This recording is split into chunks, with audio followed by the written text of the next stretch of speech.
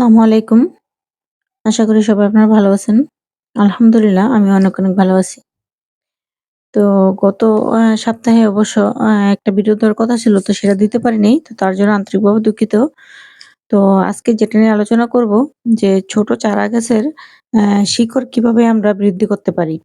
তো সেটা নিয়ে আজকে আলোচনা করব। তো আশা করি যারা ভিডিওটা দেখবেন সম্পূর্ণ ভিডিওটা দেখবেন। আর দেখতে যদি আপনার ভিডিওটা ভালো লাগে তাহলে সবাই লাইক, কমেন্ট, শেয়ার করে পাশে থাকবেন। এবং নতুন বন্ধু যারা আছেন চ্যানেলটা সাবস্ক্রাইব করে দিবেন। যারা করছেন তাদেরকে অসংখ্য ধন্যবাদ। তো আসলে ছোট থেকে যদি যেকোনো জিনিস একটু শক্তপোক্ত হয়ে হয়, তাহলে কিন্তু যেকোনো জিনিসই কিন্তু অ্যা রোগ প্রতিরোধ ক্ষমতা বলেন আর সুস্বাস্থ্য বলেন সবাই কিন্তু ভালো থাকে। তো চারা গাছটিও ঠিক তেমনই।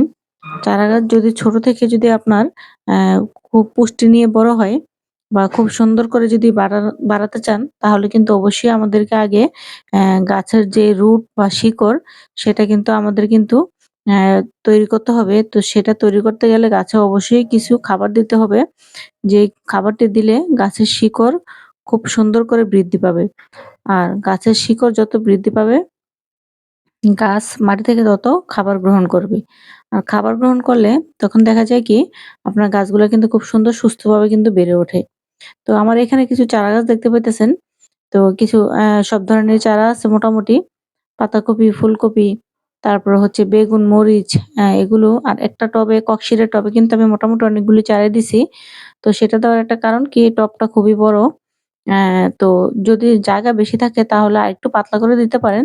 যেহেতু আমার জায়গা একটু কম, তো সেহেতু আমি একটা টবের মধ্যে অনেকগুলি দিছি।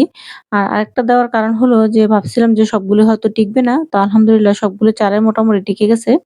যার কারণে একটু ঘন হয়ে গেছে। তো যাই হোক, তো আমার এই গাছগুলি খুব বেশি দিন কিন্তু হয় নাই যে আমি বসাইছি। আমার পিছনে ভিডিও আছে। বেশি হলে ২০-২৫ দিন হবে। তো তার মধ্যে কিন্তু আলহামদুলিল্লাহ কিন্তু খুব সুন্দর বড় হওয়া শুরু হয়ে গেছে। তো এর মাঝখানে আমি একটু করে খাবারও দেওয়া শুরু করছি। আবার দেখা যায় গাছের শিকড়গুলা যদি একটু ভালো হয়, তো সেটা গাছ দেখলে কিন্তু বুঝতে পারবেন যে আপনার গাছ সুস্থ আছে। তো সুস্থ থাকবে কিভাবে? সেটা হচ্ছে যে আপনার গাছের শিকড় যদি ভালো থাকে, শিকড় যদি নতুন শিকড় গজায়, তাহলে কিন্তু সেগুলা মাটি থেকে খুব সুন্দর করে কিন্তু খাবারটা গ্রহণ করে। আর খাবার গ্রহণ করার সাথে গাছের চেহারাও কিন্তু ভালো হয়। আর পুরানো শিকড় কিন্তু গাছের খাবার তৈরি করে না বা খাবার সংগ্রহ করে না। নতুন যে শিকড়গুলা তৈরি হয়, সেগুলাই কিন্তু গাছের কিন্তু খাবার তৈরি হয়। তো এম তো যারা অনেক সময় ভিডিও স্কিপ করে দেখেন হয়তোবা বুঝেন না বা মাঝখান দিয়ে কেটে যায় কথাগুলি, তখন কিন্তু বোঝা যায় না। তো খেয়াল করে দেখবেন আমার প্রতিটা টবেই কিন্তু আমি ২-১ টা করে চারাগাছ কিন্তু আমি দিয়ে দিছি। আর এখানে আবার নতুন কিছু কিন্তু চারাগাছ লাগিয়ে দিছি। এটা হচ্ছে পাতাকপির চারা। আর যেহেতু এখন খুব সুন্দর করে শীতকাল শীত পড়া শুরু হয়ে গেছে। তো এখন শীতের সবগুলো সবজি কিন্তু মোটামুটি কিন্তু এখন কিন্তু বড় হবে। তো এই গাছের শিকড় বৃদ্ধির জন্য আসলে ঘরোয়া আমাদের একটি খাবার খুবই গুরুত্বপূর্ণ। তো সেটা আমরা আমাদের প্রতিদিনই লাগে, আমাদের রান্নাঘরে প্রতিদিনই থাকে। তো সেটা যদি দেই আমাদের গাছের মধ্যে, তাহলে কিন্তু খুব সুন্দর করে কিন্তু গাছের শিকড়গুলো কিন্তু বৃদ্ধি পাবে। তো সেটা আর কিছু না। তো সেটা হচ্ছে ডিমের খোসা। ডিমের খোসাতে কিন্তু প্রচুর পরিমাণে ম্যাগনেসিয়াম, ক্যালসিয়াম, সালফার এগুলা সবই কিন্তু আছে।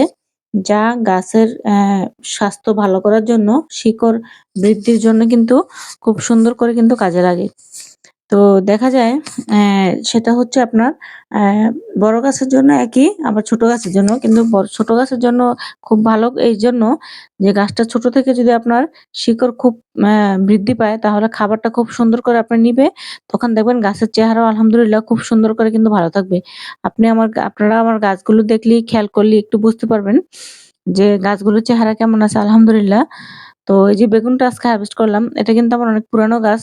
যারা নিয়মিত ভিডিও দেখেন তারা জানেন। তো এটা মানে এই বেগুনগুলি ধরার কারণ হচ্ছে যে আপনার গাছে কিন্তু সঠিক খাদ্য পাইতেছে। যার কারণে কিন্তু গাছে খুব সুন্দর করে কিন্তু ফলন আমাকে কিন্তু দিয়ে যাচ্ছে। তো এরকম করে যদি আপনার যদি গাছের নিয়মিত একটু যত্ন নেন, আর এই যে ডিমের খোসাটা যদি আপনার গাছে ব্যবহার করেন, বিশেষ করে চারা গাছে, সব গাছেই আপনি ডিমের খোসা ব্যবহার করতে পারবেন। সেটা বড় গাছ হোক আর ছোট গাছ হোক। আর চারা গাছে যদি ব্যবহার করেন তাতে আপনার গাছটার গ্রোথটা খুব সুন্দর ভালো হবে। তো অনেকে ডিমের খোসা এমনি হাত দিয়ে গুঁড়া করে বা কিছু পাট পুতা দিয়ে বা অন্য কিছু দিয়ে থেতলিয়ে দিয়ে দেন। তো যাদের ব্লেন্ডার আছে যদি পারেন, তো আশা করি এখন এখন সবার ঘরেই ব্লেন্ডার থাকে। তো ওই ব্লেন্ডারে যদি একটু যদি গুঁড়া করে দিতে পারেন, তাহলে কিন্তু গাছের জন্য খুবই ভালো হয়। কারণ ওটা একবারে কিন্তু গুঁড়া হয়ে যায়। গুঁড়া হওয়ার কারণে তো তখন দেখা যায় গাছের সাথে মাটির সাথে কিন্তু খুব সুন্দর করে কিন্তু মিশে যায়। তো এভাবে করে দিবেন। দেখবেন ইনশাআল্লাহ আপনাদের গাছের চেহারা কিন্তু খুব সুন্দর করে কিন্তু ভালো হবে। আর এটা আপনার চাইলে সপ্তাহে ১ বার না দিয়ে আপনি মাসে ২ বার করে দিবেন তাতেই হবে। আর এরকম বড় গাছেও আপনি দিবেন মাসে ২ বার করে বা ৩ বার করে, কোনো সমস্যা নেই। যেহেতু এটা অর্গানিক, কোনো সমস্যা হবে না। তো আলহামদুলিল্লাহ আপনাদের সাথে কথা বলতে কিছু সিমও হারভেস্ট করা শুরু করলাম। তো এখন যেহেতু গাছ একটু পুরানো হয়ে গেছে, এখন ফলন একটু কিন্তু কম হবে। তো তারপরেও কিন্তু আলহামদুলিল্লাহ দেখা যায় গাছে কিন্তু মোটামুটি অনেক ফলন আছে। তো উম অফ ক্যামেরা অনেক সময় সিম হারভেস্ট করে নিয়ে যাই, সেটা আপনাদের সাথে শেয়ার করা হয় না। তো এখন যেহেতু আবার যে পুরানো ডগাগুলো থেকে নতুন করে ফুল বের হবে, সেহেতু কিন্তু খাবারটা কিন্তু এটার মধ্যে কিন্তু দিয়ে যেতে হবে। তো আ ক্যামেরার ফাঁকেও আমি এক ভাবিকে কিছু সিম দিয়ে দিলাম। কিছু সিম তাকে গিফট করলাম। তা আসলে যদি নিজের গাছে হয়, তখন কিন্তু কাউকে একটু দিতে পারলেও কিন্তু আসলে কিন্তু একটু শান্তি লাগে বা ভালো লাগে। তো এটাই হচ্ছে আত্মতৃপ্তি। দেখা যায় আপনার নিজের হাতে ফলন করে যদি আপনি যদি কাউকে কিছু একটা দিতে পারেন, সেটা কিন্তু আসলে কিন্তু খুব আনন্দের হয়। কারণ বাজার থেকে তো আমরা সবাই আনতে পারি, সেটা অন্য হিসাব। আর যদি নিজের হাতে ফলন করে এভাবে যদি হারভেস্ট করে যদি দিতে পারি, তো আসলে কিন্তু সেটা কিন্তু অনেকটাই কিন্তু ভালো লাগে। তো আজকে আমারও কিছু সিম লাগবে। তো যার জন্য কিছু সিম আজকে যেগুলো মোটামুটি খাওয়ার উপযুক্ত আছে, সবগুলা উঠিয়ে নিবো। আর খেয়াল করলে দেখবেন গাছে কিন্তু অনেক সিম কিন্তু বীজ হয়ে গেছে। তো এত বীজ তো আর প্রয়োজন নাই। মোটামুটি অনেকগুলো আমি উঠিয়ে নিছি। এখনো গাছে আরো প্রচুর বীজ মানে পাতার চিপা যেগুলা থাকে সেগুলা বীজ হয়ে গেছে। তো বীজ রাখা আমাদের অবশ্যই জরুরি। তো সেটা নিয়ে একটা ভিডিও দেব ইনশাল্লাহ। আ যতটুকু সম্ভব আমাদের নিজের হাতের বীজটা যদি আমরা যদি করে রাখতে পারি, তো তাহলে দেখা গেল যে, যে ফলনটা আমাদের ভালো হয়, সেই বীজটা আমাদের সংগ্রহে থেকে গেল। আর পরবর্তীতে আমাদের কিন্তু লাগাতেও কিন্তু দেরি হবে না বীজ আনার জন্য। অনেক সময় দেখা যায় সঠিক বীজ পাওয়া যায় না। আর আমার এই সিমটা তো আমি প্রায় আজকে ৪ বছর যাবৎ সিমটা আমি অ্যা লাগাইতেছি। একবার বীজ কিনে আনার পর থেকে কিন্তু আমি কিন্তু এই সিমটা কিন্তু আমি লাগাই। তো আলহামদুলিল্লাহ ১.৫ মাসে কিন্তু গাছে ফুল এসে পড়ে। ৪০-৪৫ দিনের মধ্যে কিন্তু গাছ থেকে ফলন পাওয়া শুরু হয়ে যায়। তো ছাদ বাগানে আসলে এরকম জিনিসই লাগানো উচিত যেগুলো থেকে আমরা খুব সহজে কিন্তু ফলন পেতে পারি। তো আশা করি যাদের এরকম বড় গাছ আছে বা ছোট গাছ আছে, অ্যা আপনারা আপনাদের গাছের নতুন শিকড় যদি রুট যদি বাড়াতে চান, তাহলে কিন্তু অবশ্যই ডিমের খোসাটা দিবেন। ডিমের খোসায় প্রচুর পরিমাণে ভিটামিন আছে গাছের জন্য। যেগুলো বললাম তার বাইরেও কিন্তু আরো অনেক কিছু আছে। ডিমের খোসা কখনোই ফেলবেন না। তো মোটামুটি আমরা এখন সবাই জানি। তো যারা আমরা নিয়মিত বাগান করি তারা কিন্তু সবাই জানি। তো এরকম করে আপনারা ডিমের খোসাটি ফেলবেন না, রেখে দিবেন। রেখে দিয়ে গুঁড়া করে অবশ্যই গুঁড়া করে দিতে চেষ্টা করবেন একেবারে ব্লেন্ডারে। তাহলে কিন্তু মাটির সাথে মিশে খুব সুন্দর অ্যা খাবারটা গাছটা গ্রহণ করতে পারবে। আরেকটা কাজও করতে পারেন, গুঁড়াটা আপনারা পানির মধ্যে যদি ২ দিন বা ১ দিন ভিজিয়ে রাখেন, তাহলেও সেই লিকুইডটা কিন্তু গাছে দিলে সেটাও কিন্তু খুব সুন্দর করে কিন্তু গাছ নিতে পারবে। আর নিচে যে পাউডারটা জমা থাকবে সেটা ফেলবেন না, সেটাও গাছের গোড়ায় দিয়ে দিবেন। তো এভাবে করে আমাদের রান্নাঘরের জিনিস দিয়ে আলহামদুলিল্লাহ এত সুন্দর যদি বাগান করতে পারি আমরা বা এত সুন্দর মোটামুটি সবজি হারভেস্ট করতে পারি, তাহলে এর চাইতে আর ভালো কি হয়? তো আশা করি আমার বন্ধুরা সবাই বুঝবেন। তো এক আপু কমেন্টস করছিলেন যে তার অনেক তেলের গ্যালন হয়। তো আসলে ৫ লিটারের তেলের গ্যালন গুলাতে কিন্তু যেমন এখানে আমি যে বাঁধাকপি, ফুলকপিগুলো এভাবে লাগিয়ে দিছি।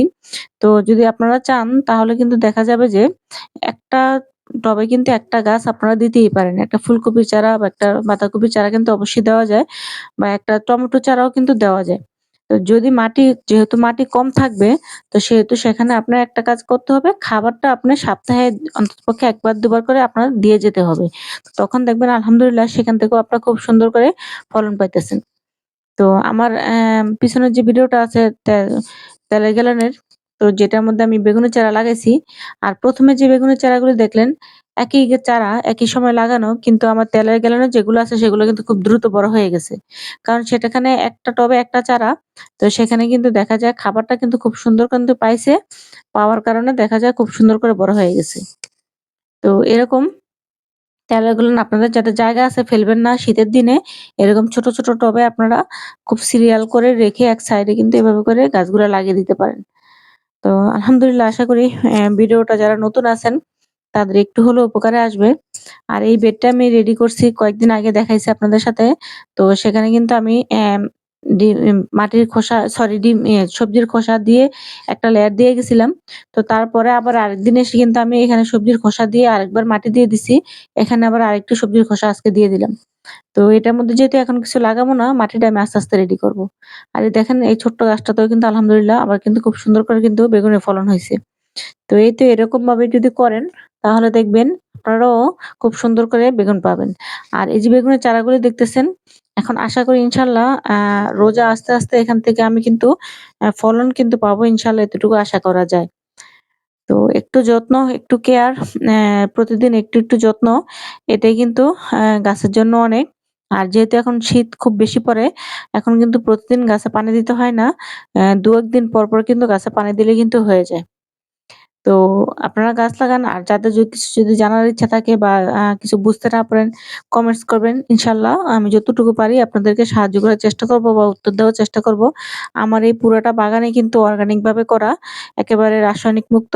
আলহামদুলিল্লাহ এখান থেকে আমি যতটুকু ফলন পাই, তো এটাই কিন্তু আমার কাছে অনেক কিছু। আল্লাহর কাছে অশেষ শুকরিয়া। তো যারা সম্পূর্ণ ভিডিওটা দেখলেন তাদেরকে অনেক, অনেক ধন্যবাদ।